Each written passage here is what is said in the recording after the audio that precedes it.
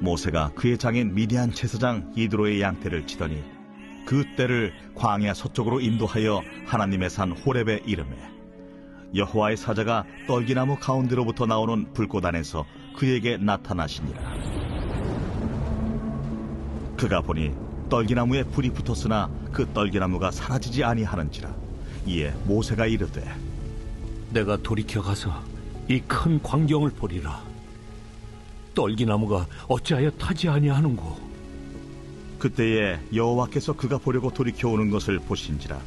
하나님이 떨기나무 가운데서 그를 불러 이르시되 모세야, 모세야. 내가 여기 있나이다. 이리로 가까이 오지 말라. 내가 선 곳은 거룩한 땅이니 내 발에서 신을 벗으라. 나는 내 조상의 하나님이니 아브라함의 하나님, 이삭의 하나님, 야곱의 하나님이니라. 모세가 하나님 배웁기를 두려워하여 얼굴을 가리며 내가 애굽에 있는 내 백성의 고통을 분명히 보고 그들이 그들의 감독자로 말미암아 부르짖음을 듣고 그 근심을 알고 내가 내려가서 그들을 애굽인의 손에서 건져내고 그들을 그 땅에서 인도하여 아름답고 광대한 땅, 젖과 끓이 흐르는 땅, 곧 가나안 족속, 헷 족속, 아모리 족속, 브리스 족속, 히위 족속, 여부수 족속의 지방에 데려가려 하노라. 이제 가라. 이스라엘 자손의 부르짖음이 내게 달하고 애굽 사람이 그들을 괴롭히는 학대도 내가 보았으니 이제 내가 너를 바로에게 보내어 너에게 내 백성 이스라엘 자손을 애굽에서 인도하여 내게 하리라. 내가 누구이기에 바로에게 가며 이스라엘 자손을 애굽에서 인도하여 내릴까? 내가 반드시 너와 함께 있으리라. 내가 그 백성을 애굽에서 인도하여 낸 후에 너희가 이 산에서 하나님을 섬기리니 이것이 내가 너를 보낸 증거니라. 내가 이스라엘 자손에게 가서 이르기를 너희의 조상의 하나님이 나를 너희에게 보내셨다 하면 그들이 내게 묻기를 그의 이름이 무엇이냐 하리니 내가 무엇이라고 그들에게 말하리이까? 나는 스스로 있는 자니라. 너는 이스라엘 자손에게 이같이 이르기를 스스로 있는 자가 나를 너희에게 보내셨다 하라. 할렐루야. 우리 참 좋으신 아버지 되신 주님의 이름을 찬양합니다. 그리고 놀라우신 하나님의 사랑에 감사와 찬양과 영광의 큰 박수 올려주며 나아가겠습니다. 주님, 우리의 마음과 뜻과 정성을 다해 주님을 높여 찬양합니다. 주님, 오늘 이 예배를 통해 찬양과 영광을 받아 주시옵소서. 할렐루야. 네, 여러분 박수 소리에 좀 힘이 없으신 것 같아요. 전심으로 하나님을 예배하는 그 너머의 특심의 예배가 주님 앞에 드려지게 되기를 주님의 이름으로 축복합니다. 네, 우리 하나님의 놀라운 은혜 가운데 우리 한몸이를 우리 포드의 성도들 한번 바라보시면서요. 오늘 이 시간 영상으로 예배하는 우리 글로벌 포드 식구들과 우리 환우들을 향해 우리 한번 따뜻한 사랑과 격려와 축복의 박수를 서로에게 보내도록 하겠습니다. 주님의 놀라우신 은혜가 우리 모두에게 있게 되기를 주님의 이름으로 축복합니다. 할렐루야. 사랑하는 여러분, 성령 충만하십시오. 말씀 충만하십시오. 감사 충만하십시오. 오늘 함께 드리는 예배를 통해 그 하나님의 크심을 알고 우리의 작음을 알고 또 그 크신 하나님 앞에 우리의 삶을 의탁하는 은혜가 있게 되기를 주님의 이름으로 축복합니다. 저희 옆 사람에게 이렇게 한번 인사하셨으면 좋겠는데요. 하나님이 당신을 부르십니다. 이렇게 한번 인사하시면 축복하시겠어요? 하나님이 당신을 부르십니다. 네, 그 놀라운 부름 앞에 우리의 인생이 반응하는 귀한 은혜의 역사가 우리 모두에게 있게 되기를 주님의 이름으로 축복합니다. 이 세계적인 동기부여 전문가이자 베스트셀러 작가인 앤드류 매트스는요, 그의 책에서 미국에 있는 우주홀 해양연구소에서 실험한 이야기를 소개하고 있습니다. 그 수족관 가운데 이 투명한 유리벽을 설치해서요, 이렇게 반으로 나눈 다음에 각각 수족관에 육식성 바다고기인 이 바라쿠타와 또 바라쿠타가 가장 좋아하는 숭어를 한 마리씩 넣습니다. 그러면 이 바라쿠타가 순식간에 숭어를 향해서 전속력으로 돌진을 하는데요. 그때 쾅 하고 이제 유리벽을 들이받게 되죠. 그리고 또 한 번 돌아서 쾅! 그렇게 번번이 유리벽에 심하게 부딪히게 됩니다. 그렇게 몇 주일이 지나면 이 바라쿠타는요, 더 이상 숭어를 향해 달려가지 않습니다. 그러면 이제 그 유리벽을 치우면 여러분 어떤 일이 일어날까요? 바라쿠타는 자기 눈앞에 숭어가 지나가도 전혀 관심을 갖지 않습니다. 그동안 번번이 부딪히고 가로막힌 그 경험에 길들여졌기 때문이죠. 그 숭어 사냥은 고통이라는 것을 깨닫고 쫓아가기를 그만두는 거예요. 그렇게 바라쿠타는 물탱크 한쪽에서 자기의 자리를 지키면서 남은 여생을 보냅니다. 그냥 그 숭어가 눈앞에 코앞에서 헤엄치고 있는데도요, 그냥 기꺼이 굶어 죽는다는 거예요. 자신의 한계를 알고 거기서 나오지 않는다는 거죠. 여러분, 우리의 삶 속에도 이러한 유리벽이 존재합니다. 과거에 이 벽에 한번 부딪혀보고 거절됐고 실패했고 좌절했다면요. 그리고 우리가 그 자리에서 충분히 아파했다면요. 우리는 이제 이 한계선 이상의 돌진을 스스로 포기합니다. 때로 이 유리벽이 내 자신을 더 이상 가로막고 있지 않다는 것을 우리가 충분히 깨달은 후에도 우리는 이 이상의 삶을 더 이상 꿈꾸지 않게 된다는 거죠. 심지어 이 벽을 넘어 하나님의 부르심과 사명의 삶이 있다고 할지라도 이 벽을 넘어 진정 나다운 삶, 면류관과 상급이 있는 삶, 가치와 의미를 찾을 수 있는 삶이 있다 하더라도 우리는 희망도 전진도 돌파도 포기한 채로 그냥 여기 이곳에서의 나에 길들여져 살아갑니다. 오늘 본문 속 주인공도 이 인생의 벽 앞에서 하나님의 새로운 부르심을 마주합니다. 그러나 하나님의 부르심 앞에서도 여전히 땅을 보고 자신을 보고 한계를 보고 자기 앞에 그 한 걸음을 뗄 수 없는 그의 모습 속에서 우리의 모습 또한 발견하게 돼요. 여러분, 많은 사람들이요, 하나님의 부름과 그분의 도구의 종의 삶에 대해서 잘못된 이해를 가지고 있습니다. 자기의 경험과 능력으로 쓰임의 기준을 삼고 세상이 우리에게 가르쳐준 삶의 척도와 방식을 적용하려 합니다. 그래서 우리가 하나님 앞에 쓰임을 받으면서도 스스로에게 잘못된 기준을 요구하느라 고통을 느끼는 것이죠. 오늘 우리는 하나님께서 사람을 쓰실 때 그 부르심에 응답하는 우리가 우리 자신의 역할을 어떻게 이해해야 하는지 오늘 말씀을 통해 그 원리를 배우고자 합니다. 자, 그 첫 번째 원리는 나는 중요하지 않다는 것을 깨달아야 한다입니다. 자, 우리는 오늘 본문 속에서 그 하나님의 위대한 부르심 앞에서 자신의 한계와 연약함을 그냥 쩔쩔매며 그 연약함에 고개 숙인 한 사람을 만나려 합니다. 이 말씀 속의 주인공은 광야에서 양떼를 치는 노인이었어요. 이 노인의 이야기는 사실 우리 모두의 이야기가 될 수도 있습니다. 아니, 어쩌면 이 노인은 오늘 우리 모습이에요.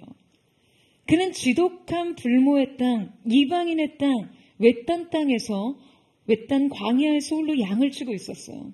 그의 모습은 광야의 햇빛에 시달려 매우 거칠고 투박해져 있습니다. 광야와 사막의 기후는요, 그에게 남다른 생존 방식을 요구했어요. 그는 거친 광야에서 그냥 자신과 똑같은 지독한 냄새가 나는 양들을 치고 있었습니다. 그는 여느 목자들처럼 그냥 광야에 익숙하게 길들여져서 살아가고 있었어요. 그래도 그는 그 광야의 우물가에서 그 양들에게 성실하게 물을 먹이며 하루하루 목자로서 나름 그의 삶에 만족하던 자였습니다. 비록 그의 나이가 지금 그 나이가 되도록 자산이 없이 그냥 겨우 장인의 양떼를 치고 있기는 하지만 이런 삶도 나름 감사합니다. 생각해보면 죽지 않고 사는 것만으로 감지덕지예요. 오늘의 삶에 나름 만족을 느끼고 보람과 행복을 찾는 일만이 지금 그가 그의 삶을 긍정할 수 있는 유일한 방식이었습니다. 그의 이름은 모세입니다. 그는 한때 이 최강대국의 왕자였어요. 최고 권력의 후계자였던 그는 그냥 졸지의 살인자가 되었습니다. 도망자가 되었어요. 하지만 자신의 화려한 과거도, 파란만장한 출생의 비밀과 성장 스토리도, 또 엄청난 범죄와 도피 사실도 그냥 모두 사막의 모래바람이 모든 것을 휩쓸고 가듯이 그냥 흔적도 없이 사라졌어요. 그에겐 더 이상 모세라는 이름은 의미가 없었습니다. 그의 삶은 그냥 이름이 없는 것과 마찬가지예요. 누구로 산다는 것에 어떤 특별한 의미도 없이 그저 생존과 연맹이 긍긍한 목표인 삶이 그 앞에 남아 있었습니다. 그러니까 그의 앞에 남겨져 있는 남은 날들은 그냥 그럭저럭 살아온 날들의 연장일 뿐 더 큰 의미가 없었어요. 그는 그 광야가 자신의 무덤이 될 거라 확신했습니다. 그냥 이렇게 살다가 죽을 것을 예상하는 거죠. 그런데 특별할 것 없던 어느 날 믿을 수 없는 일이 일어났습니다. 여러분, 그게 무엇입니까? 바로 그의 인생에 하나님께서 찾아오신 거예요. 어느 날 하나님께서 그의 이름을 부르셨습니다. 우리 함께 3장 2절에서 4절 말씀을 같이 한번 읽어보도록 하겠습니다. 시작. 여호와의 사자가 떨기나무 가운데로부터 나오는 불꽃 안에서 그에게 나타나시니라. 그가 보니 떨기나무에 불이 붙었으나 그 떨기나무가 사라지지 아니하는지라. 이에 모세가 이르되 내가 돌이켜 가서 이 큰 광경을 보리라.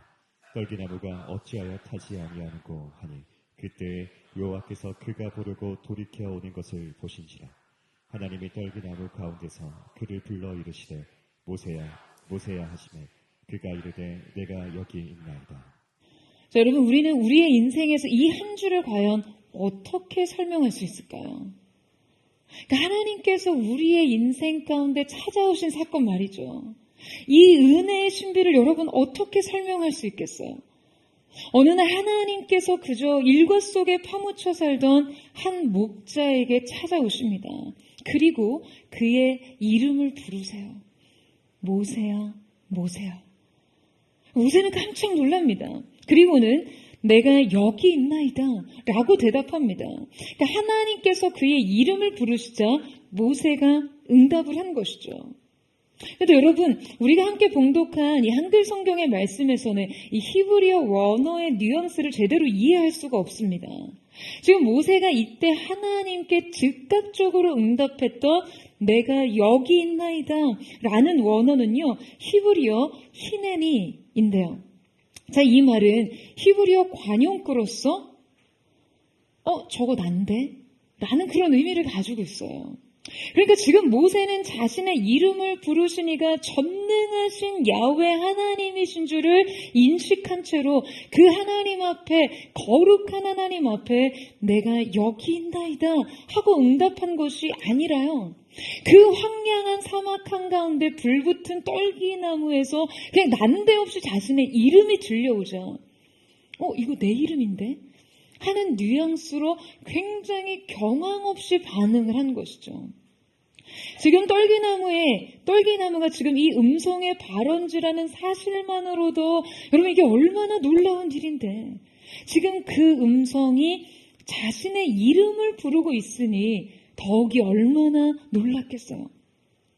아마 처음 이 음성에 응하던 모세의 반응은 매우 본능적이었던 것이지만 오랜 시간 자신의 존재가 완전히 지워지고 잊혀졌던 그 광야의 한복판에서 자신의 이름을 기억하는 누군가가 있다는 사실에 여러분, 모세는 어떠한 감정을 느꼈을까요?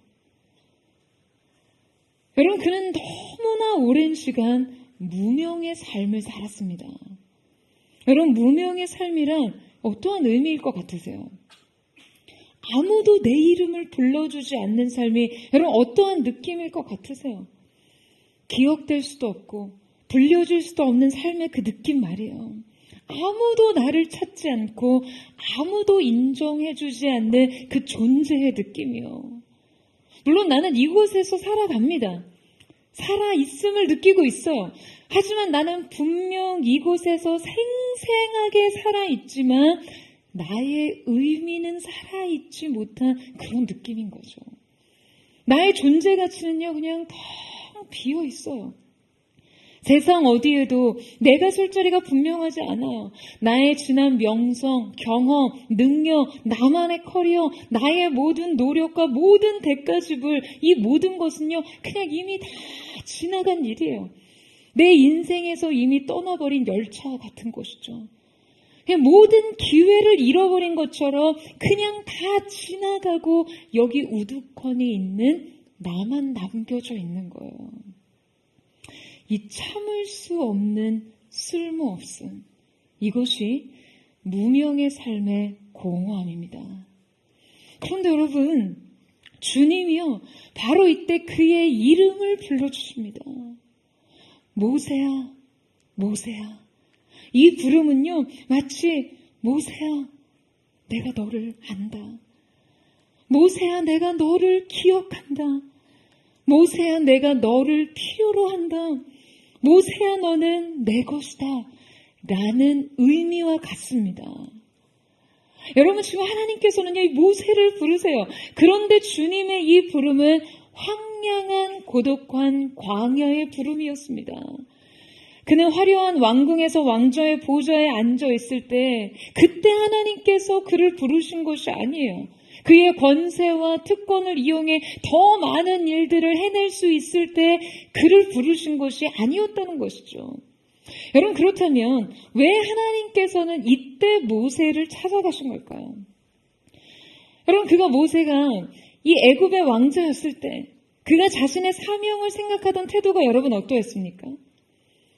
그는요, 지나친 자기의 열심과 열정으로 하나님을 앞지르던 사람이었어요. 그가 애굽의 최고 후계자로서, 권력의 후계자의 신분으로 그냥 앞뒤 가리지 않고 사람을 쳐 죽인 일을 생각해 보면요, 그가 당시 얼마나 자신이 그냥 무엇이든 무언가 행동을 하면 그 행동 뒤에 모든 것이 따라올 것이라는 확신에 사로잡혀 있었다는 것을 알 수 있습니다. 그는 자신이 애굽의 왕자라는 막강한 신분을 가진 이상 애굽도 자신을 함부로 할 수 없고 자신의 동포들 역시 모두 자기 편에 서줄 거라고 생각했어요. 그는 스스로 그냥 자기가 마음만 먹으면 이 민족의 구원자가 될 것이라는 자기 확신에 빠져 있었던 것이죠. 여러분, 그런데 우리가 하나님의 일을 할 때 이 확신만큼 위험하고 초라한 것이 없습니다. 내가 하면 된다는 확신 말이에요. 내가 하는데 당연히 잘 되겠지 하는 그런 확신 말이죠. 여러분, 우리는 언제나 이 확신을 경계하고 돌아봐야만 합니다. 여러분, 아멘이세요? 여러분, 모세의 이 확신은요, 결국 엄청난 참사로 이어집니다. 그는 지금 이 섣부른 확신과 열의로 사람을 쳐 죽였고 동족으로부터 버려졌고 애굽에서 쫓기는 신세가 돼요. 한마디로 쫄딱 망한 거죠. 여러분, 혹시 모세만큼 내 인생 망했다 싶으신 분 이 자리에 계십니까?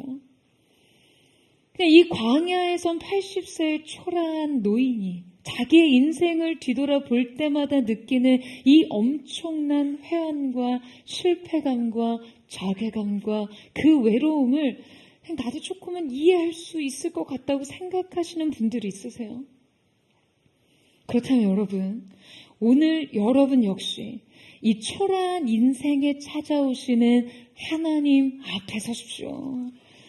여러분의 잊혀진 이름을 부르시는 그분의 음성을 들으세요. 여러분, 하나님께서는 바로 이때 이 축 처진 어깨를 한 초라한 한 사람을 부르십니다. 왜냐하면요, 여러분, 바로 이때가 주님이 그를 사용하시기에 가장 적절한 때이거든요.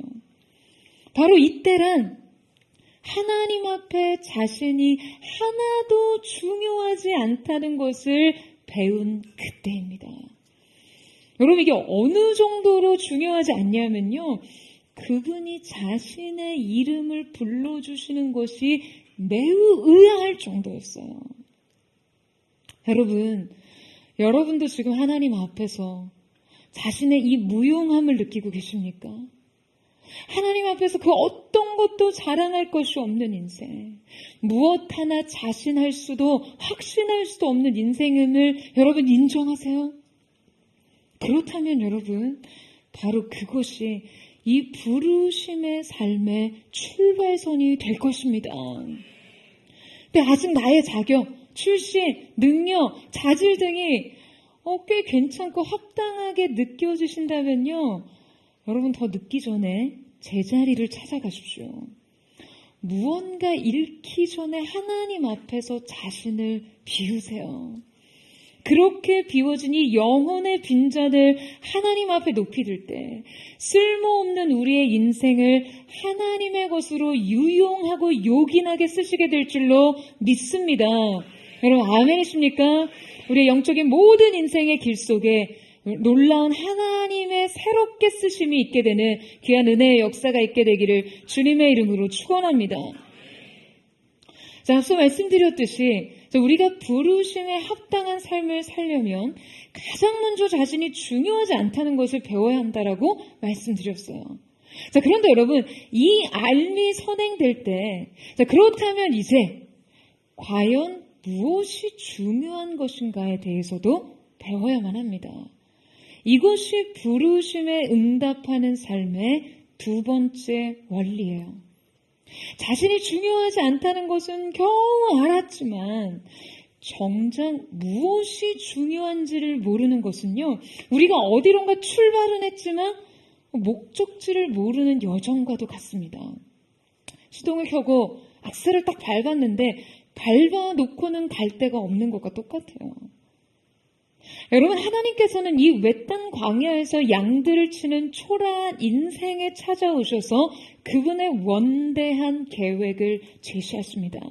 우리 함께 출애굽기 4장 1절 말씀을 같이 한번 읽어보도록 하겠습니다. 시작. 모세가 대답하여 이르되 그러나 그들이 나를 믿지 아니하며 내 말을 듣지 아니하고 이르기를 여호와께서 내게 나타나지 아니하셨다 하리이다.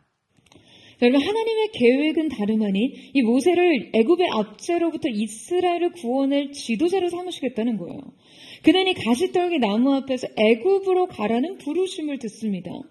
그런데 모세는 하나님의 부르심을 받은 이후 계속해서 자신이 결코 이 하나님의 명령을 수행할 수 없는 자임을 주장하고 있어요. 그는 이 부르심을 극구 사용하면서 이어지는 말씀에서 자신이 이 부르심을 사양할 수밖에 없는 이유를 7가지나 제시하고 있습니다.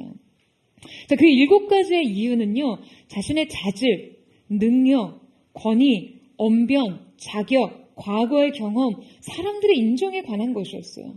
그러니까 이러한 이유들로 인해 자신은 이 부르심을 받아들일 수 없다는 거죠. 아마 여기 계신 분들은 대부분 모세의 7가지 이유가 정말 설득력 있다라고 생각하실 수 있어요. 아니 어쩌면 그 부르심을 받아들일 수 없는 이유가 고작 7가지라고? 나는 하나님 앞에 한 20가지 이유 정도는 될 수 있다. 이런 생각하시는 분도 있을지 모르겠습니다. 하나님이 갑자기 잊혀진 자신의 이름을 부르신다 한들, 그분의 위대하신 이름을 계시하신다 한들, 그분의 원대한 계획을 말씀하신다 한들, 이 7가지 이유는요, 내 인생에서 결코 지울 수 없는 빼박 현실이기 때문이에요. 여러분, 우리도 어쩌면 하나님 앞에서 이렇게 타당한 이유들을 나열할지 몰라요. 팩트, 인생의 빼박 현실을요. 하나님, 지금 제 통장 잔고가 텅텅 비어있을 뿐만 아니라 갚아야 할 빚까지 속수무책 늘어나고 있는 판국입니다. 하나님의 계획이 제 인생의 모자란 숫자를 채울 수 있습니까? 저는 지난달 치료가 너무 힘든 질병의 진단을 받았는데 설상가상 제 아내는 저에게 이혼 소송을 제시했습니다. 하나님의 임재가 저의 구체적인 고통을 없앨 수 있습니까? 하나님, 저는 사회에서 완전히 외면당하고 잊혀진 사람입니다. 은퇴 후 아무도 저를 찾아오지 않고 어디서든 환영받지 못해요. 하나님, 저는 지금 무력한 취준생이고요. 게다가 모태솔로입니다. 하나님의 위대하심이 제 초라한 현실을 구원할 수 있습니까? 제 노후를 보장할 수 있습니까? 아니, 하나님, 지금 제가 산후조리하잖아요. 어제 제가 잠을 3시간 잤다고요. 하나님의 능력이 제게 맡겨진 이 책임들을 대신할 수 있습니까? 아니, 저를 부르실 거면 우는 애부터 좀 재워주시고 부르시던가요. 여러분, 크리스천의 심적 방황은 무엇입니까? 위대한 하나님을 믿습니다 라고 하면서도 결국 초라한 내 인생의 문제가 남아있다는 거죠. 이것이 우리가 종종 하나님을 믿는 것과 현실을 연결시키지 못하고 믿음으로 살아내는 것들에 실패하는 이유입니다. 하나님은 위대하시지만 나는 위대하지 않다. 하나님은 불가능이 없지만 내 인생은 가능한 게 없다. 하나님을 향한 믿음과 내 인생은 너무나 거리가 있다. 대체 이 하나님을 아는 것과 믿는 것이 내가 오늘 이것을 해야 하는 것과 무슨 상관이 있냐? 하나님이 어떤 분이신지에 관한 진리가 오늘 내가 직면한 문제, 내가 감당할 이 책임, 내가 성공적으로 수행해야 할 이 업무, 반드시 이겨야 할 이 싸움, 이 시험, 이 문제와 무슨 상관이 있냐라는 거예요. 여러분, 이것이 우리의 삶의 실제적인 고민입니다. 그리고 이것이 모세의 고민이었어요. 하나님, 당신의 부르심은 감사하지만 당신이 다시 내게 찾아오신 것은 너무나 감격스럽지만 저는 당신의 부르심을 감당하기에는 너무나 망가져 있습니다. 제가 애굽의 왕자로서 애굽 왕실 교육을 이수하고 애굽의 정치, 행정 업무를 수행하던 그때 그 역사의 무대에서 사람들의 스포트라이트를 받을 때 그때 저를 부르셨다면 이 사명의 이행이 가능했을지 모르지만 이미 저는 버려졌고 실패했고 망가졌습니다. 여러분, 이런 생각을 하는 것이죠. 여러분, 하나님께서는요 모세의 이 생각을 아셨습니다. 그래서 주님의 부르심에 대한 계시를 지금 바로 가시떨기 나무를 통해서 보이셨어요. 불붙은 떨기나무는요 하나님 앞에 부름받은 인생과 그 일생의 원리를 시각한 매우 중요한 상징입니다. 우리는 이 불붙은 떨기나무의 원리를 이해하고 그 우리의 사명을 이 떨기나무와 같이 실현해야 합니다. 여러분, 사막은요 광야는 강렬한 태양열로 이 메마른 덤불에 불이 붙는 경우가 종종 있었어요. 요새도 작년인가요? 호주에서 계속된 자연 산불이 발생했잖아요. 모세는 광야에서 양을 치다가 이런 장면, 나무들에 불이 붙어 있는 이런 장면들을 종종 목격했어요. 그러니까 이날도 불붙은 나무는 그저 광야 어디에서나 흔하게 볼 수 있는 장면이자 그 나무는 흔한 나무였어요. 나무가 특별한 것이 아니었어요. 지금 이 장면이 시사하고 있는 것은 불이 붙었지만 나무를 태우지 않는 이 불의 기이함에 대한 것이었습니다. 여러분, 부르심의 삶을 걷고 계세요? 여러분, 사명의 길을 걷고 계십니까? 주님의 불이 우리에게 임할 때, 여러분, 우리를 태우실 때 중요한 것은요, 연료가 아니라는 것을 다시 주시하세요. 여러분 자신이 내가 값비싸고 고귀한 백향목이나 침향목이라는 착각을 하지 마시고요. 그냥 어디에서나 흔히 볼 수 있는 흔해 빠진 가시떨기 나무라는 사실을 꼭 기억하시기를 축복합니다. 아멘이세요? 중요한 것은 도구의 탁월성이나 질적 우수함이 아니라 이 불 자체라는 사실을 반드시 기억하십시오.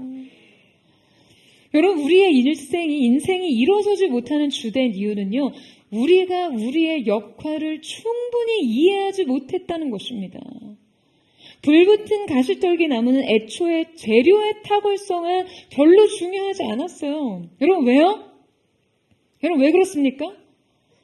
그냥 타면 되거든요. 그냥 불에 잘 타면 됩니다. 지금 모세가 주목한 현실은 그가 종종 목격하던 것과는 다른 점이 있었어요. 여러분, 그게 뭐라고요? 바로 연료였던 가시떨기 나무가 정작 소실되지 않았다는 점입니다. 가시떨기 나무에 불이 붙어 있었어요. 하지만 정작 나무는 다 없어지지 않았습니다. 여러분, 연수의 3요소가 뭐죠? 자, 연수의 3요소 뭡니까? 연료, 산소, 열이죠. 그러니까 이 세 가지 요소 중에 어떤 하나가 충족되지 않으면, 즉 연료가 만약에 다 없어지거나 하면 어떻게 됩니까? 더 이상 태울 게 없으면 불은 꺼지게 돼 있어요. 그런데 여러분, 왜 불붙은 가시떨기 나무가 지금 본인은 태우면서도 정작 본인이 소실되지 않았던 것일까요? 며칠 전에 동생이 저에게 흥미로운 제목의 전시가 있다고 이 전시에 대한 이야기를 나눠줬는데요. 이 전시의 제목이 소진된 인간이었어요. 소진된 인간은 원래 철학자 이 들레즈의 철학 에세이 제목이라고 하더라고요. 그는 이 에세이를 그의 철학의 총서처럼 기록하고서는 얼마 후 자살을 합니다. 들레즈는 그의 이 저서에서 소진된 인간이란 다 써버린 인간, 고갈된 인간, 아주 기진맥진한 인간, 탕진한 인간이라고 기록해요.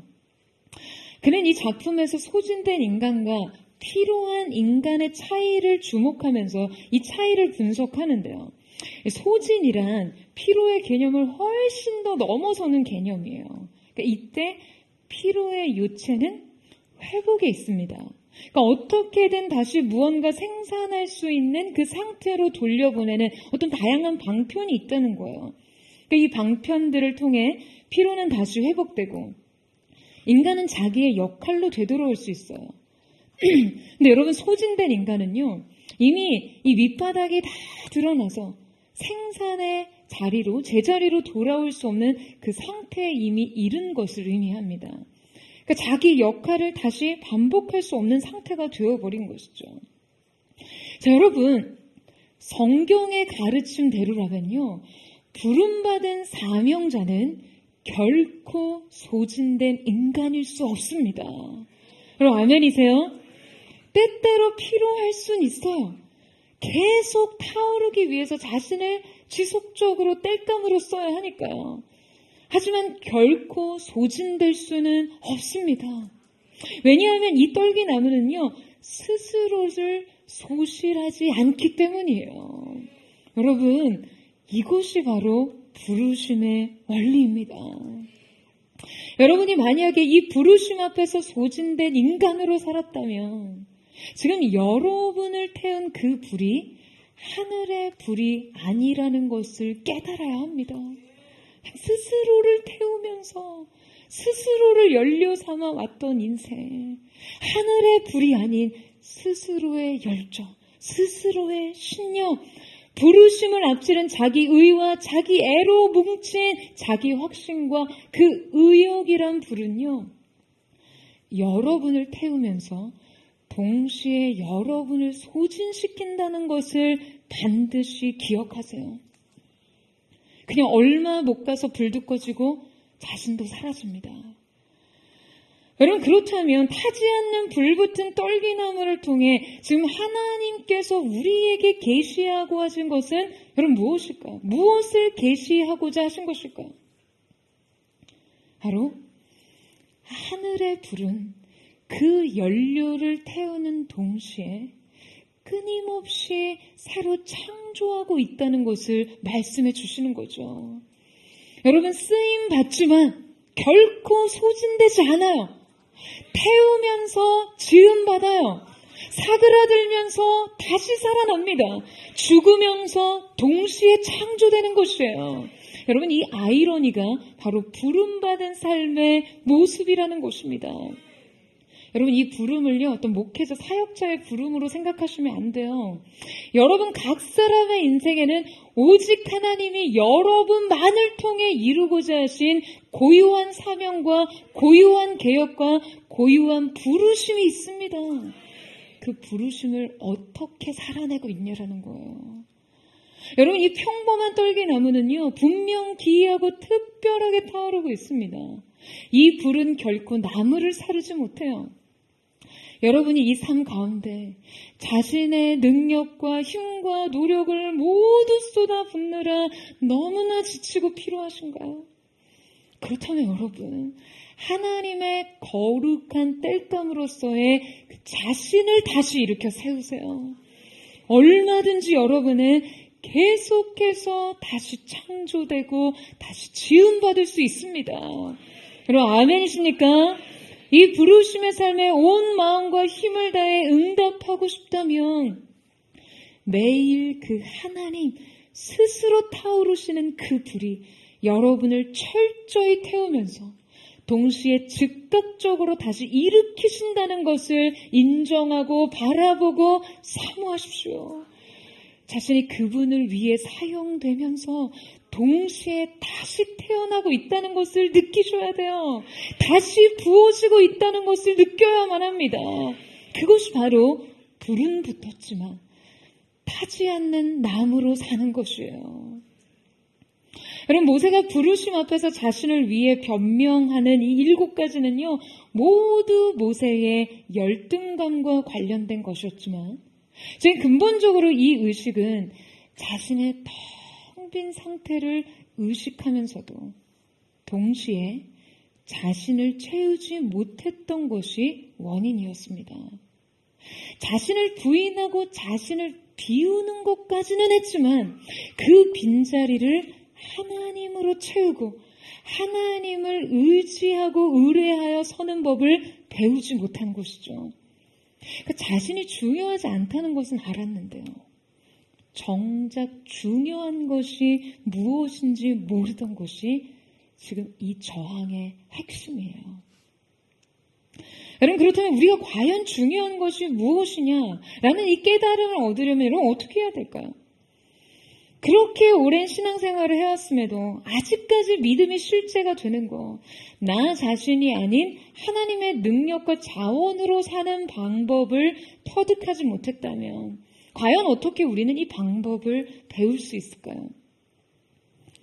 여러분, 우리가 바른 답을 찾고자 한다면요, 바른 질문을 던져야 합니다. 바른 질문을 해야 바른 답을 찾죠. 여러분, 앞서 모세는 하나님께서 그분의 원대한 계획을 그에게 말씀하셨을 때 질문을 던집니다. 자, 9절에서 우리 11절 말씀을 같이 한번 보겠습니다. 시작. 이제 가라. 이스라엘 자손의 부르짖음이 내게 달하고 애굽 사람이 그들을 괴롭히는 학대도 내가 보았으니 이제 내가 너를 바로에게 보내어 너에게 내 백성 이스라엘 자손을 애굽에서 인도하여 내게 하리라. 모세가 하나님께 아뢰되 내가 누구이기에 바로에게 가며 이스라엘 자손을 애굽에서 인도하여 내리이까. 자, 여러분, 지금 모세가 하나님께 내가 누구이기에 라고 묻고 있습니다. 여러분, 바로 이 질문이요, 모세에게 오답을 쓰게 했어요. 모세는 자신에 대해서 물을 것이 아니라 하나님이 누구이신가에 대해 물었어야 합니다.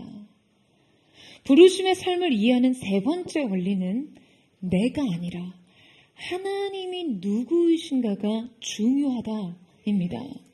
여러분, 우리가 가장 많이 적어내는 인생의 오답은요, 바로 여기에서 발생합니다. 지금 모세가 관심을 기울여야 할 대상은 나 자신이 아니에요. 모세가 이 하나님의 부르심을 능히 감당하려면 그는 하나님에 대해 알아야 했습니다. 그의 물음의 대상이 자신이 아닌 하나님이 되어야 했다라는 거예요. 여러분, 그가 이토록 그 자신에 대해서 집중하고 자신 없어 할 수밖에 없었던 것은요, 지금 그의 실패감과 그가 가지고 있었던 열등감에 근거한 것이었어요. 그는 무엇보다도 자신이 사람들 앞에 설 때 스스로 그들의 지도자됨을 자기 스스로 입증해야 한다라고 생각했습니다. 그래서 자신의 7가지 부족한 것들을 이유로 들며 지금 이런 것들 때문에 사람들이 자신을 인정하지 않을 거라고 여겼던 것이죠. 이것은 그의 지난날 실패의 경험으로부터 온 것이었습니다. 여러분, 지난날 모세가 애굽의 왕자로 있었을 때 그는 사실 엄청난 특권과 권세를 지닌 사람이었어요. 애굽의 총애와 신임을 얻으며 권력의 후계자로 지내는 동안 그가 이스라엘의 구원에 대한 사명에 사로잡혀 자기 동포를 위해 범죄를 저질렀을 때 여러분, 정작 그는 자기 민족에게 거절을 당합니다. 그는 애굽의 왕자였지만 이스라엘 사람이었고요. 또 이스라엘을 위해 싸웠을 땐 정작 거절을 당했어요. 그는 왕궁에도 속하지 못했고 자기 민족에게도 속하지 못했습니다. 결국 그는 광야로 도피합니다. 여러분, 이때 모세가 직면한 엄청난 외로움과 거절감이 그에게 뼈아픈 실패로 남아 있었을 거예요. 그래서 모세는 실패를 두려워했습니다. 이미 실패를 해봤기 때문에, 이미 거절감을 경험했기 때문에 다시 실패하고 거절될 것을 두려워했던 거예요. 이미 그 아픔을 느껴봤고 그의 거절이 그를 광야로 내몰아 유리하게 했기에 그는 다시 되돌아가서 또다시 그렇게 내쳐주고 싶지 않았어요. 그의 두려움은 하나님께 저항을 일으킵니다. 그는 이 부르심을 순종할 수 없는 7가지 이유를 제시하죠. 여러분, 이때 이 이유들은요, 온통 가정적 진술로 가득 차 있었어요. 만약에 내가 이렇게 하면 그들이 이렇게 할지도 모른다, 할 것이라는 거예요. 이 모든 가정은 두려움과 염려와 불안을 기반으로 했습니다. 지독하고 집요한 추측이었어요.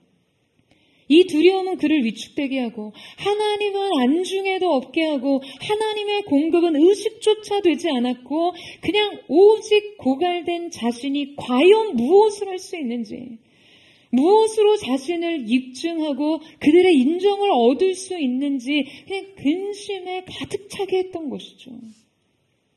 여러분, 바로 모세의 이 모습이 우리의 모습 아닙니까?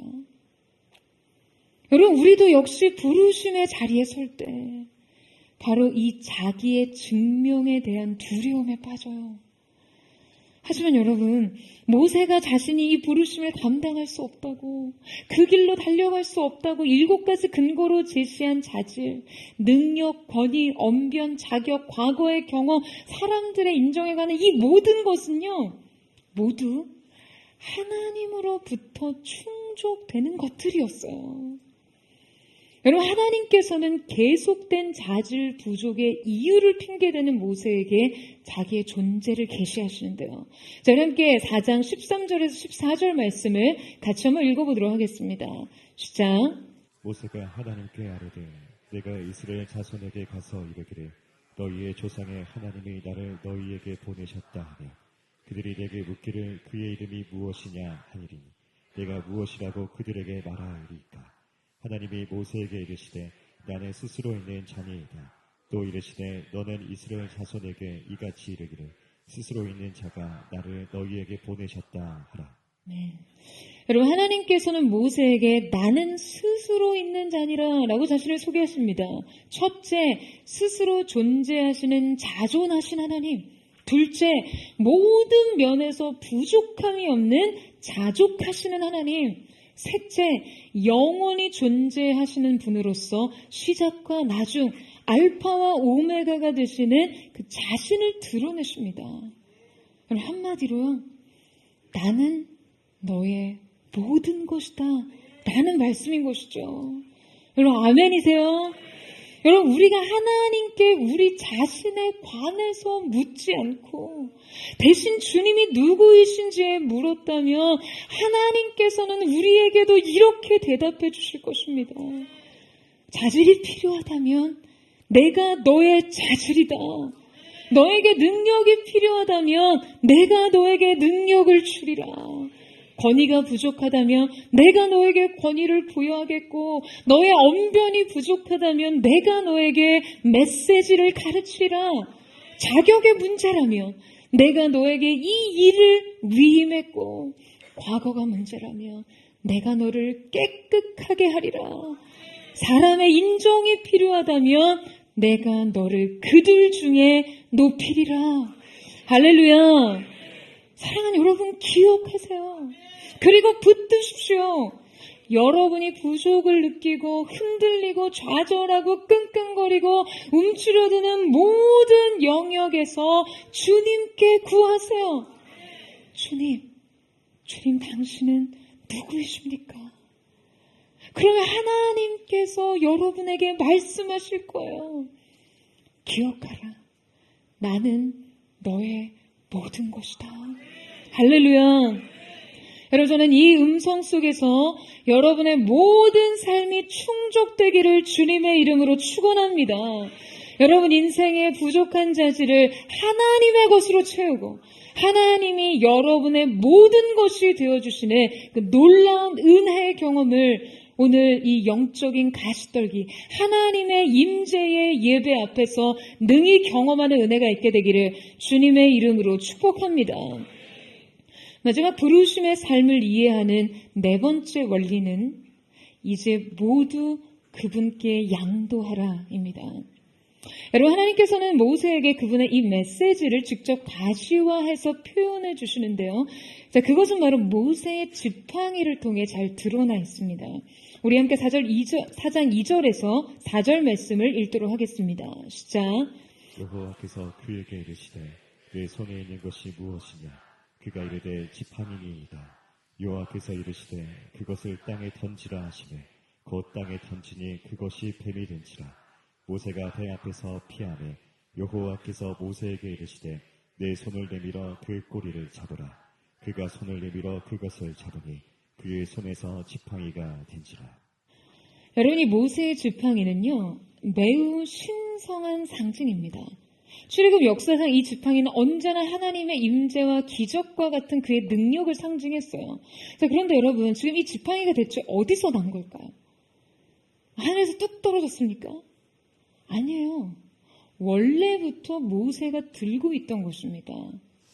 모세의 지팡이는 그저 초라한 목자의 평범한 지팡이였어요.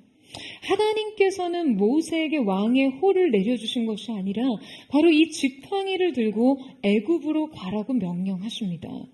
여러분, 당시 애굽은요 목축업을 매우 가증히 여겼어요. 아주 경히 여겼어요. 경멸했어요. 그래서 목자의 지팡이는 그들에게 환멸과 멸시를 불러일으키는 도구였습니다. 그럼에도 불구하고 하나님께서는 이 미천한 도구에 그분의 기이한 권위를 부여하고 계신 것이죠. 그런데 바로 이 지팡이에 그 신성한 권위와 능력을 부여하시는 과정에서 하나님께서는 또 한 번 모세의 믿음의 도전을 일으키십니다. 모세의 손에 들렸던 지팡이를 하나님께서 어떻게 하라고 하세요? 땅에 던지라고 하십니다. 자, 그런데 여러분, 그렇게 했더니 뭐가 됐어요? 뱀이 됩니다. 그리고는 곧이어 다시 이 뱀을 제압하라고 하세요. 문제는 모세에게 손을 내밀어 뭐라고 하십니까? 뭐라고 하세요? 뱀의 꼬리를 잡으라고 하신 것이죠. 자, 우리는 이 지점에서 모세가 하나님 앞에 주님 지금 장난하십니까? 라고 충분히 반박할 수 있다는 것을 인정해야 합니다. 여러분, 왜냐하면요 이것은 비상식적인 행동이에요. 아니, 어느 누가 뱀을 잡을 때 여러분 꼬리를 잡습니까? 그러시면 안 돼요. 뱀 잡으실 일이 없기를 바라지만 여러분, 뱀에 관해서 조금이라도 상식이 있다면 뭘 어떻게 해야 돼요? 뱀의 머리를 잡아야죠. 뱀의 머리를 눌러서 제압하는 것이 맞죠. 아니면 뭐 꼬리를 잡으려고 한다면 여러분, 뱀이 어떻게 하겠어요? 날 잡으십시오. 뭐 이렇게 하겠습니까? 혀로 손이라도 막 핥아주겠어요? 당연히 뱀이 여러분 그 손을 물죠. 그러니까 뱀을 잡을 때는 머리를 잡아야 합니다. 그러니까 모세가 광야에서 수십 년 이상을 지낸 이상 뱀과 정갈의 출몰이 자주 있었던 광야의 삶을 경험적으로 이해한 그가 여러분 이것을 모를 리가 없어요. 여러분, 우리는 하나님의 이 알 수 없는 귀한 명령 속에서 주님이 모세에게 무엇을 도전하고 계신다라고 생각하세요? 내가 너의 경험으로 무엇을 터득했던 간에 내가 꼬리를 잡으라면 너는 꼬리를 잡으면 된다라는 거예요. 여러분, 모세가 하나님의 명령대로 뱀의 꼬리를 잡습니다. 그랬더니 무슨 일이 일어났어요? 무슨 일이 일어났어요? 뱀이 지팡이가 됐습니다. 여러분, 지금 이 하나님의 가르침이 무엇인가요? 나의 길은 너의 논리로 따라올 수 있는 길이 아니다. 나의 부름은 너의 머리로 응하는 것이 아니다. 너의 경험과 지식으로 가능한 것이 아니다. 나의 길은 오직 순종을 통해 완성되고 그 믿음을 통해 보상받는 것이다. 입니다. 여러분, 우리가 어떤 일을 성취함에 있어서 우리는 어떤 확인된 방법이나 누군가의 신이 명쾌한 과정이나 뚜렷한 원인들을, 방법들을 의지하고 싶어요. 그런데 여러분, 부르심의 길은요, 하나님께 그저 순종할 때 갈 수 있는 것입니다. 여러분, 이 사실을 믿으세요?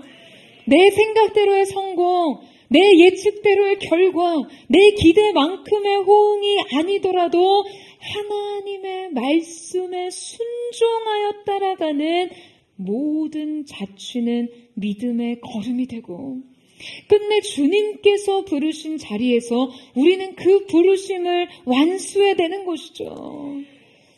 여러분뿐만 아니라 하나님께서는 이 지팡이와 뱀의 사건을 통해 모세에게 또 한 가지 메시지를 주고 계십니다. 여러분, 애굽은요, 오랫동안 뱀을 숭상하는 풍습이 있었어요. 바로의 관을 보면 이렇게 뱀의 머리가 달려 있기도 하죠. 앞서 성경이 모세가 뱀을 피했다고 기록한 것은요, 바로 애굽을 두려워하는 그 모세의 내면을 들춰내고 있는 것이에요. 그가 그 앞에서 피했다는 것은 광야로 도피했던 모세의 과거를 상징하는 것이죠. 그런데 하나님께서는 이 뱀과 지팡이의 이적을 통해 이성과 논리와 경험과 상식을 거슬러 단지 하나님의 말씀과 명령에 순종해 그 뱀의 꼬리를 잡을 때 뱀은 모세에게 아무런 해를 끼칠 수 없음을 보여주시는 것입니다. 그 두려움을 넘어 하나님의 말씀에 순종하며 믿음으로 반응할 때 바로 애굽이 더 이상 모세에게 또 이스라엘에게 해를 끼칠 수 없다는 것을 상징하는 것이죠. 여러분, 결국 모세는요, 하나님께 순종합니다. 이 지팡이를 들고 애굽으로 가요. 끝내 이 부르심 앞에 완전히 자신을 굴복시킨 것이죠. 자신의 모든 것을 하나님의 부르심에 의탁합니다. 여러분이 모세의 지팡이는요, 광야의 40년의 실패한 도망자로서의 삶, 모세 자신의 초라한 인생을 상징하는 것과 같았어요. 사랑하는 여러분, 주님은 오늘 우리에게도 질문하십니다. 내 손에 있는 것이 무엇이냐? 비록 그것이 오늘 모세의 지팡이와 같이 한없이 초라하고 보잘것없는 것이라 할지라도, 어떠한 의미와 기대를 찾을 수 없는 것이라 할지라도, 여러분, 그것을 주님께 드리세요. 그것을 주님 앞에 믿음으로 드리면 하나님께서는 그것을 들어 민재와 승리의 상징이 되게 하실 것입니다. 여러분, 아멘이십니까? 여러분, 이후 성경은요, 이후의 모든 기록에서 더 이상 모세의 지팡이를 모세의 지팡이라 하지 않고 하나님의 지팡이라고 기록하며 부릅니다. 아무것도 달라진 것이 없어 보였지만 모든 것이 변했어요. 사랑하는 여러분, 여러분도 그렇게 가십시오. 주님이 주신 지팡이를 붙잡고 가세요. 아무 걱정하지 말고, 아무 염려하지 말고 가세요. 여전히 여러분의 존재는 모세의 초라한 지팡이와 같이 여러분이 직면하는 현실은, 여러분이 보고 있는 여러분 자신의 자질은 아무것도 달라진 것 없는 초라한 지팡이와 같다 할지라도 주님의 부름과 말씀의 믿음과 순종으로 반응한 여러분 자신은 더 이상 이전의 여러분과 다른 것입니다. 여러분, 염려하지 말고 가세요. 부족한 것이 있으면 주님께 구하세요. 모르는 것이 있으면 주님께 물으세요. 하나님께 모든 것을 양도해 드릴 때 주님께서 여러분의 모든 것이 되어주실 줄로 믿습니다. 그 하나님을 의지함으로 주님의 부르심 앞에 능력 있게 기쁨으로 응답하며 걸어가는 저와 여러분 되시기를 주님의 이름으로 축원합니다. 우리 함께 찬양하며 주님 앞에 나아가겠습니다. 사랑하는 주님, 잃어버린 지난 시간 앞에서 내가 나의 인생을 위해 하나님의 부름과 약속을 위해 준비하고 노력하고 최선을 다했던 지난 삶이 마치 다 사라진 것 같은, 이미 지나간 기차와 같이 내 인생 속에서 사라진 채 나는 그저 초라한 내 인생, 초라한 내 자신만을 하나님 앞에 남겨두고 그렇게 주님 앞에 서 있는 것 같습니다. 그러나 오늘 이 임재의 불 속에서 들리는 내 이름을 다시 부르시는 주님의 음성으로부터 새로운 부르심, 새로운 믿음의 걸음이 시작되게 하여 주시옵소서. 아무것도 변한 것은 없지만 모든 것이 변한 새로운 삶의 새로운 챕터를 쓰는 거룩한 은혜의 첫걸음이 되게 하여 주시옵소서. 우리 그 마음 고백하며 우리를 부르시는 주님의 부르심 앞으로 나아가기를 원합니다. 나의 사랑,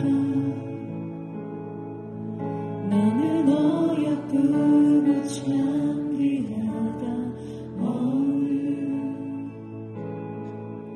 구속보다 귀하다. 내가 사랑스럽지 않을 때 너를 온전히 사랑하고 너와 함께하려 내가 원하노라. 주의 사랑, 그 사랑은 결코 변치 않아. 오늘 계절 돌보시네. 풀은 마르고 꽃은 시드나 주의 말씀은 신실해.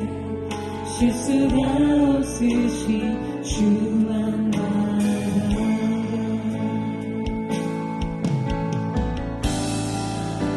주님의 나라와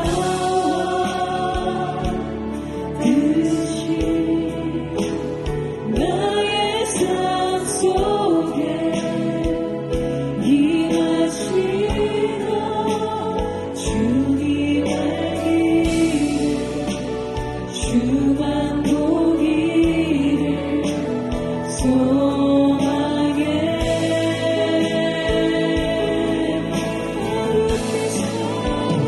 룩히 살아라. 힘과 두려움 없는 믿음 주신 나의 하나님, 완전한 사랑 찬양해. 다시 한번 고백하는 하나님, 나의 사랑, 나의 사랑, 너는 어여쁘고 참 귀하다. 오늘은 구속보다 귀하다. 내가 사랑스럽지 않을 때 너를 온전히 사랑하고 너와 함께하려 내가 왔노라. 주의 사랑, 주의 사랑, 그 사랑은 결코 변치 않아. 오늘은 계절 돌보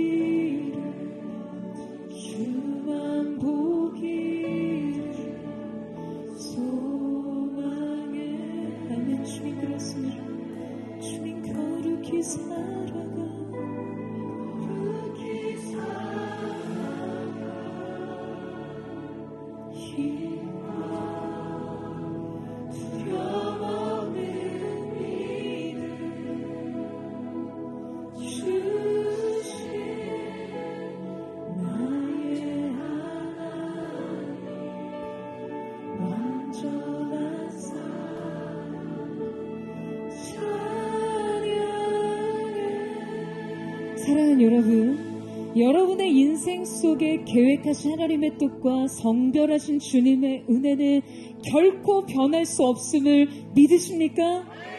정말로 이 사실을 믿으세요?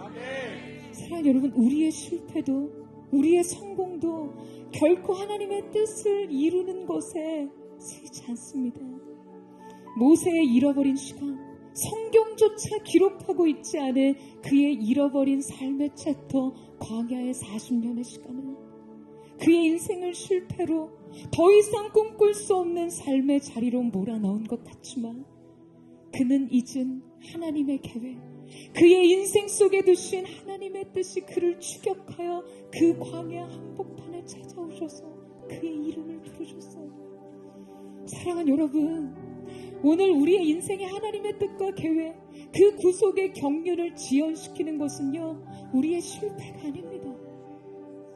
여전히 하나님 앞에서 내가 중요하다는 나의 자부심, 내 열심이 하나님의 열심을 앞지르는 우리의 모든 자기의, 자기애, 자기 확신, 이 모든 것이 하나님의 성취를 지연시키고 있었어요. 비록 실패했으나 무명의 삶으로 잊혀진 시간 안에 접힌 삶의 이야기로 그렇게 서 있는 것 같았지만 오늘 그런 모세에게 찾아오셨던 하나님께서 오늘 이 가운데 그러한 지난 실패와 무명의 삶 가운데 의미 없는 일상의 순간순간을 살고 있는 여러분의 인생에도 찾아오셔서 오늘 여러분의 이름을 다시 불러주기를 원하고 계십니다. 사랑하는 아들아, 사랑하는 딸아, 사랑하는 여러분, 오늘 주님의 그 부름을 부르세요.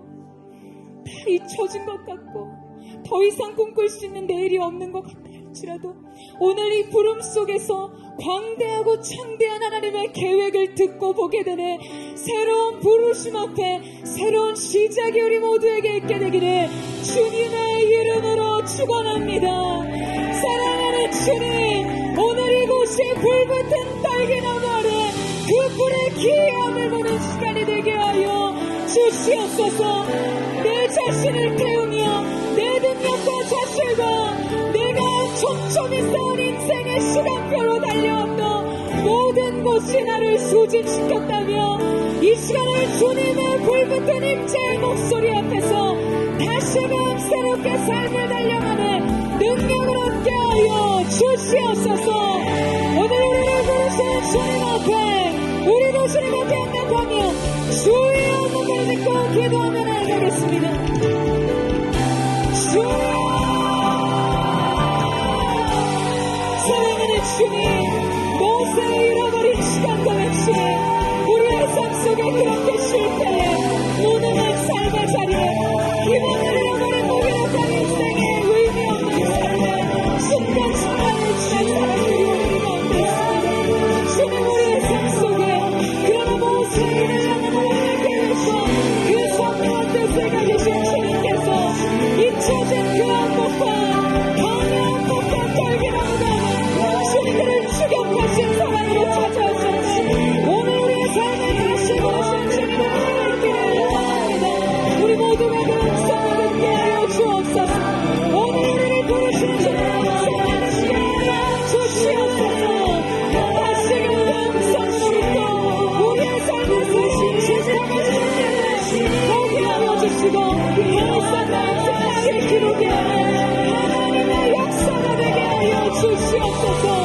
주님, 우리를 위해서 우리는 우리의 일상의 앞거리를 넘어섰지만 주님은 주님의 세계에 함께 찾아오셔서 새로운 부르심으로 잊혀진 주님의 일생 다시 보이신 주님을 찬양하고 그 하나님의 몸을 가능하게 하여 주시옵소서.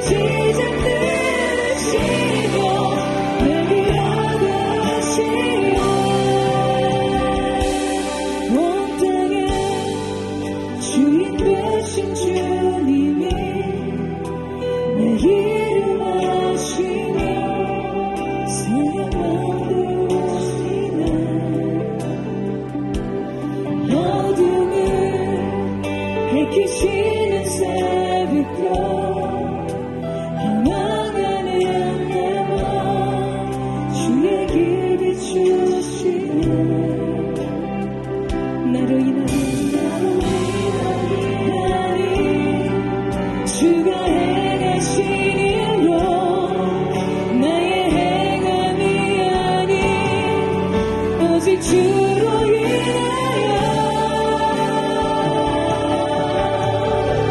나를 오늘 기억하시는 이름 없는 꽃과 같네.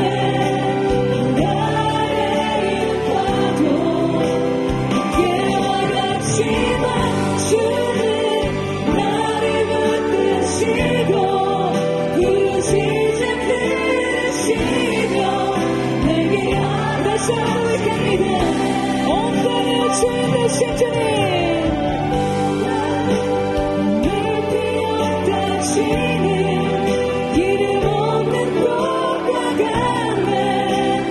나의 이름과도 안개와 같지만 주는 나를 붙드시고 부르시지 들으시며 다시 한번 고백하며 나아갑니다. 온 땅의 주인 되신 주님이 온 땅의 주인 되신 주님이 내 이름과 우리의 상한 마음을 돌보시는 주님 돌보시네. 어둠을 밝히시는 새벽별 방황하는 우리의 마음 오늘 주님의 빛으로 그 길을 비추시는 주님을 찬양합니다. 나로 인함이 아닌 주가 행하신 일로 나의 행함이 아닌 오직 주님으로 인하여 전심으로 주님을 나갑니다. 나는 오늘 피어까지는 이름 없는 꽃과 같네. 나의 이름과도 안개와 같지만 그는 나를 붙드시고 부르시지 들으시며 내게 하다하시네. 난 오직 주의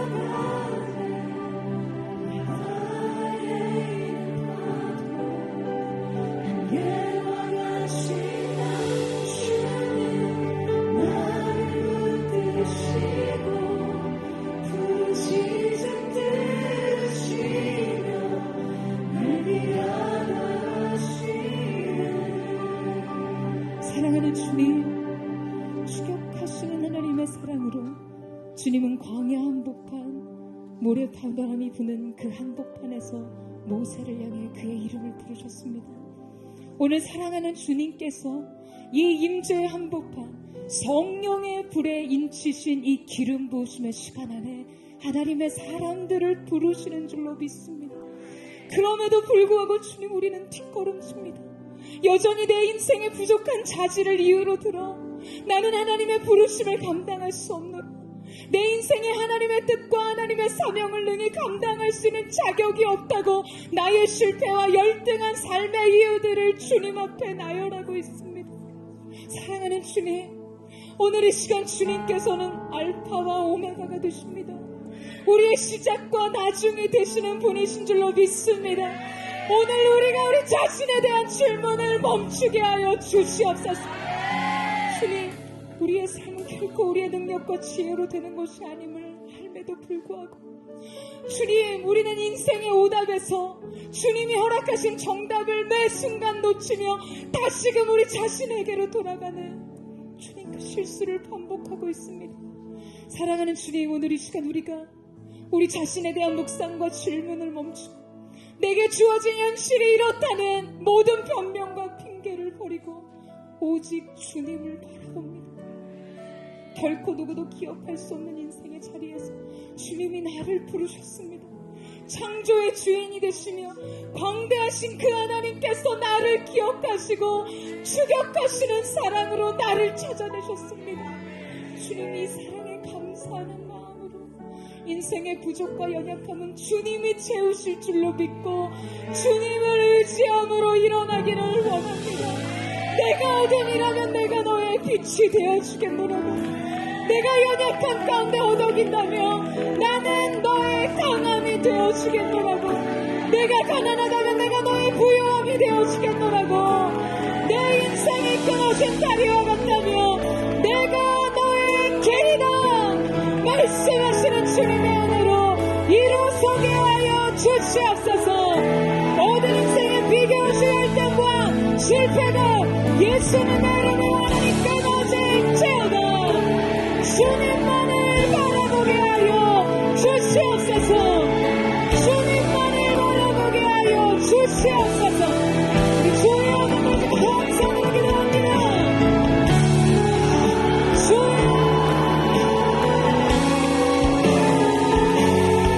사랑하는 주님, 나로는 감당할 수 없는 주님이 하실 수 있음을 믿음으로 고백합니다. 우리 인생의 질문을 바뀌게 하여 주시옵소서.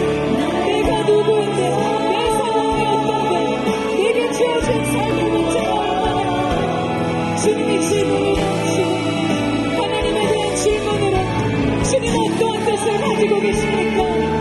주님의 계획 가운데 있었는데 믿음의 자리로 나오게 하여 주시옵소서. 주님은 들리지 않는 믿음으로 주님의 의지하게 하여 주옵소서. 두려움을 넘어서는 믿음이 우리 사랑을 보면서 엉덩이를 신성히 모으실 대로 주여하게 하여 주시옵소서. 오늘 하나님 그 고요 가운데 이들 인생을 하시고 계시며 일으키신 주님의 영성을 듣게 하셔서 오늘 넘어진 배당을 다시 일어나게 하시고 전도자 인생의 위험한 시간을 회복하는 너를 따라가는 것을 알아주실 대로 주여 역사하여 주시옵소서. 나의 영혼이 잠잠히 하나님만 바라며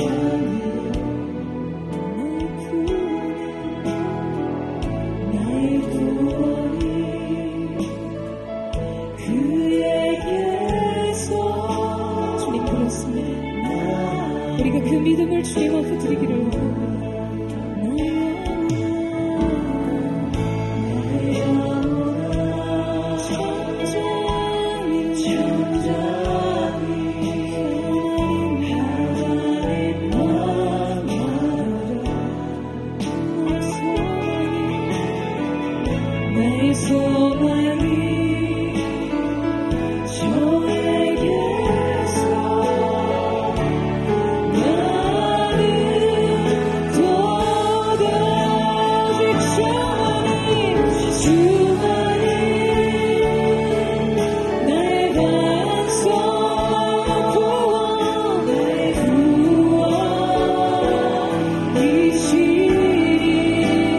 나의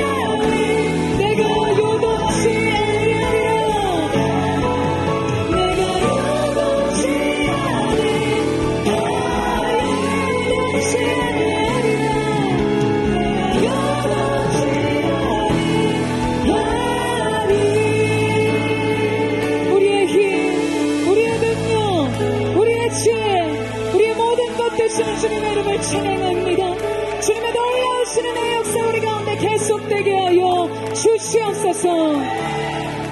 사랑하는 여러분, 이 시간에 마지막으로 한 번 더 기도하며 나아갈 때 오늘 여러분에게 있어서 이 뱀의 꼬리를 잡으라고 하신 하나님의 음성은 무엇입니까? 오늘 여러분의 손에 들린 것은 무엇인가요? 오늘 그것을 주님 앞에 드리며 나아갈 때 주님께서 그것을 새롭게 하실 줄로 믿습니다. 그러나 언제나 우리가 넘어야 될 다음 걸음의 믿음이 필요하다는 거예요. 그 모든 두려움을 넘어 여러분의 실패를 기억나게 하는 거절감과 열등한 의식과 그 모든 무기력을 넘어 믿음으로 주님 말씀하셨기 때문에 나의 경험과 논리와 상식과 그 모든 것을 넘어 오직 주님께 순종하는 믿음으로 서기를 원하십니까? 정말 아멘이세요? 아멘이십니까? 오늘 이 시간 사랑하는 주님, 우리가 뱀의 꼬리를 잡을 수 있는 믿음과 순종이 있게 하여 주시옵소서. 이 시간 보드처치 가운데 주님 하라고 하시며 우리의 이성, 우리의 가진 능력, 우리의 차원과 상관없이 아멘하는 믿음으로 나아가는 성도들 되기를 원합니다. 주님 오늘 그 믿음 우리 가운데 허락하셔서 뱀의 머리를 붙는 인생 아니 꼬리를 붙들어 주님이 주시는 표징을 얻게 하여 주시옵소서. 하나님의 능력의 상징을 얻게 하여 주시옵소서. 주여 하는 부르짖고 기도하겠습니다. 주여,